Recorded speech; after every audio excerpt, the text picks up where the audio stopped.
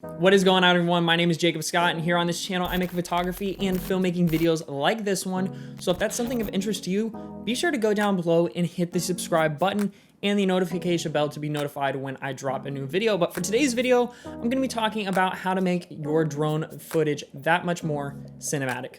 Let's get into it. So starting off with the first one, and something that I like to do in quite a bit of my footage, is add a vertigo effect. Now keep in mind, if you have a Mavic 2 zoom, you can actually do this in camera, but for most people, they're gonna have to do it in post. So here's how it's done. Keep in mind, when you're shooting your video, you wanna make sure you're shooting at the highest possible resolution, because you're gonna have to zoom in post, so you're gonna lose a little bit of that resolution when you do this effect. But for the most part, it's really not too bad, and most drones nowadays shoot in 4K anyways, so it's really not that bad. So what you're gonna do is you're gonna get a video of your drone, whether it's flying backwards or forwards. If your drone's flying forwards, you're gonna keyframe your scale so that it is scaled in and zooms out as the drone's flying forwards. Now this is just gonna help to kind of warp the perspective of, you know, whatever your video is, and really give it this weird effect. It's also called a push-pull effect or dolly zoom effect as well. Now you can pretty much do this in reverse as well. If the drone's flying backwards, have it already cropped in, or vice versa, have it zoom in as it's flying backwards, and then have it zoom out if it's flying forwards. But this is a really cool one to add into your videos, and can kind of just help stylize your videos that much more and kind of help it to stand out. But that is the number one. Let's go on to number two. Now the second thing, and something that I would suggest doing to a lot of your just normal B-roll sequences, and that is adding sound design. Sound design can help massively improve and really put the viewer into the scene a lot better than without having sound design. So here's a quick clip without any sound design at all.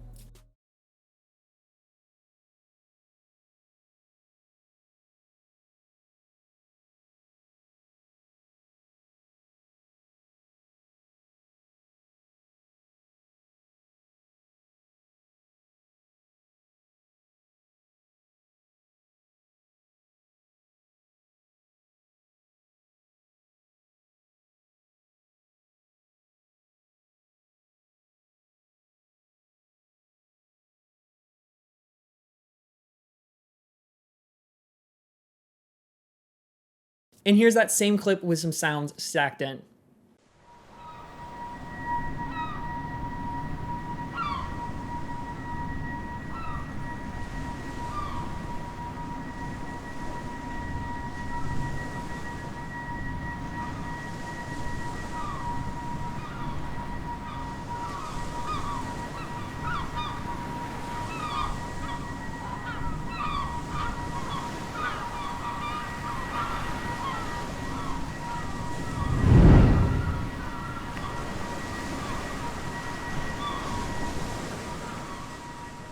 So as you can see, when you add those sounds, it really just helps to bring the viewer into the environment in which it was shot. Now, over time, I've sort of built up a library of sounds that I use throughout a lot of my videos, but recently I've liked using artlist.io. It's a royalty-free music website, but they recently did just add sound effects into the libraries as well. I believe it's a little bit extra to get sound effects as well, but if you want to sign up, go and use the link in the description. It gives me a little bit of kickback, and you get 2 extra free months on top of it. And it's what I've been using now for about an entire year now, about 9-10 months or so. And I've really been enjoying using it, and it has really high quality music and sound effects as well.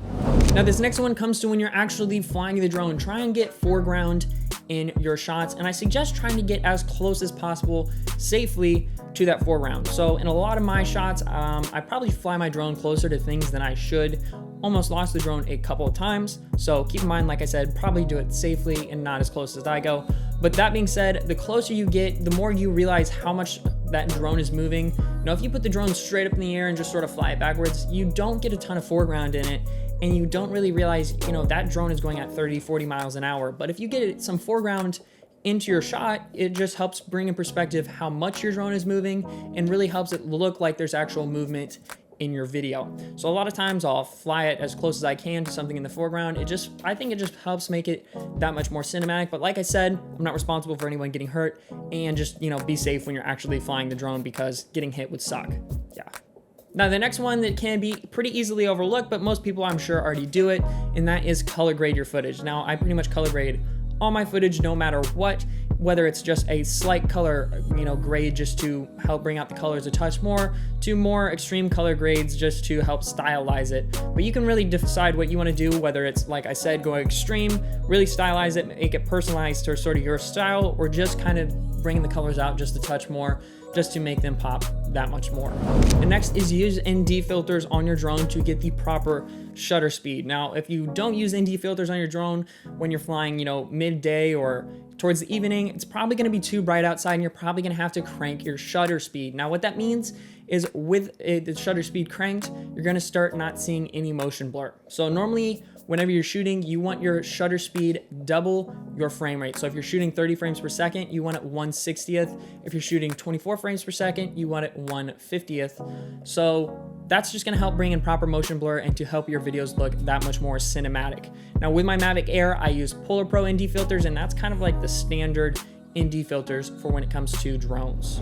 And finally, put warp stabilizer on your drone shots. Now, keep in mind, I'm not saying don't get it smooth in camera. You want to try and fly it as smooth as possible, but some of these drones are really small and you don't realize these tiny little movements until you add warp stabilizer and just see how much smoother it makes your footage. Now, like I said, don't use this as a crutch. Make sure to get your shots right in camera, but use this as something to help finalize and sort of sprinkle a little salt on there. You know what I'm saying? A little salt, pepper, oregano, arugula, just sprinkle that, sprinkle it right on there. But like I said, don't use that as a crutch, only use it something to just kind of help polish it up that much more. But that is pretty much it for this video. And with this whole coronavirus thing, a lot of people are affected by it and a lot of people are out of work. So here's a $25 Amazon gift card to whoever goes ahead and claims that first. Now I understand that is not a lot at all, but really hope it goes out, maybe help someone, maybe make someone's day.